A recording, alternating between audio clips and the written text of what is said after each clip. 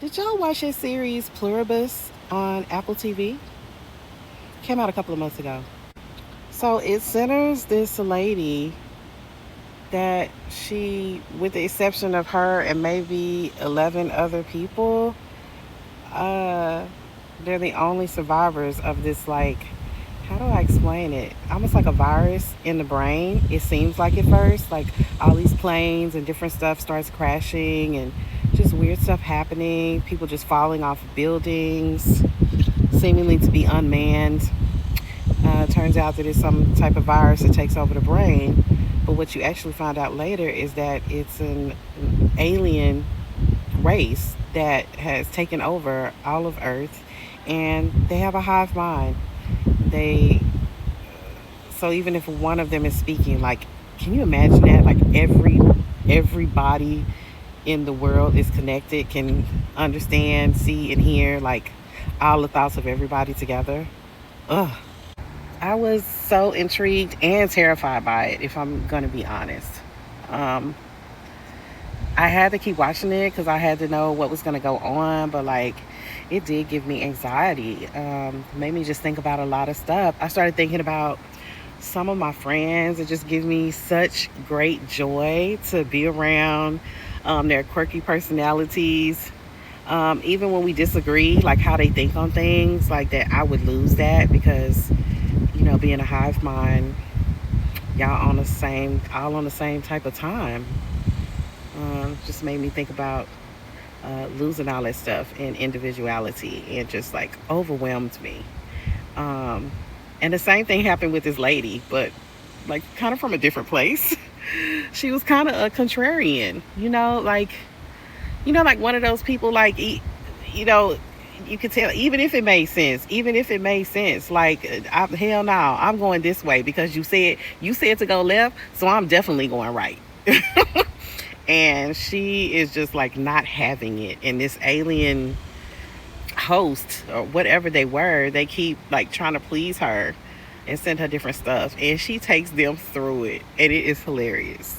There was a third group of people, like some of the humans on Earth, it just didn't take with them at all, like literally killed them, which was her romantic partner. That's what happened to her. Like it literally killed her. It didn't take over her brain. Just she just died. It was sad. And it's an interesting show, though. It kind of left on a cliffhanger, and I'm curious to know like what's gonna become of it. Like, how are they gonna do season two? But it's a really good discussion pusher. I wish that I had been doing this channel when it first came out. It's wild. The other thing that it showed was, how we take things for granted. Like all of us, we're here in the world. Things that you never think about, like going to a restaurant, all the people that it takes to make something like that happen. And she was going into the restaurants. Of course, they were trying to please her, so they would order the bodies to, go around and do. She said, I want, she was naming these different restaurants. I want to go to that. Can you do that? You came here, you messed that up. And they were like, we definitely can do that. I was trying to help, but the real thing was, she was irritated. Nobody was in the restaurant. It was just weird as hell. And she felt like really isolated and really alone. Meanwhile, there was a Hispanic guy. I forgot where he was. Was it Argentina or Mexico? I can't remember, y'all. But they definitely told her, they finally had to tell her that, it was some other people, that were alive, that were like her, where the virus, for whatever reason, didn't take. She asked to meet them, and she ends up meeting them. It was hilarious. They fly her there. And like I said, I think it's 11 or 12 of them. They don't like her.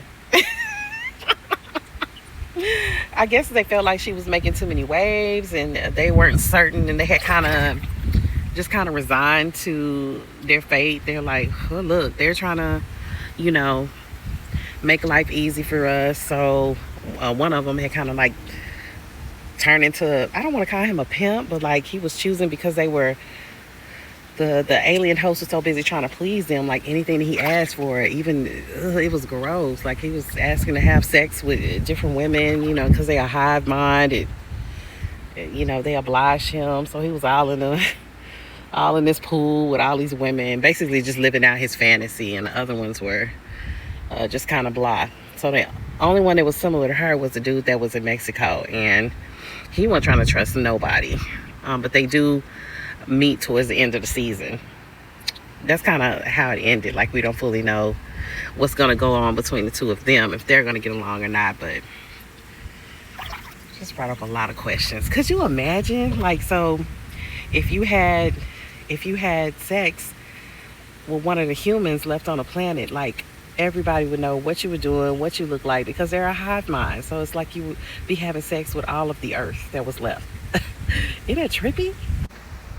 So if you have seen this show, please let me know in the comments what you thought about it, or if you go watch it anytime soon, let me know. For more recaps, reviews, and chats about movies and TV series, please like and subscribe to She Loves a Good Movie. See you next time.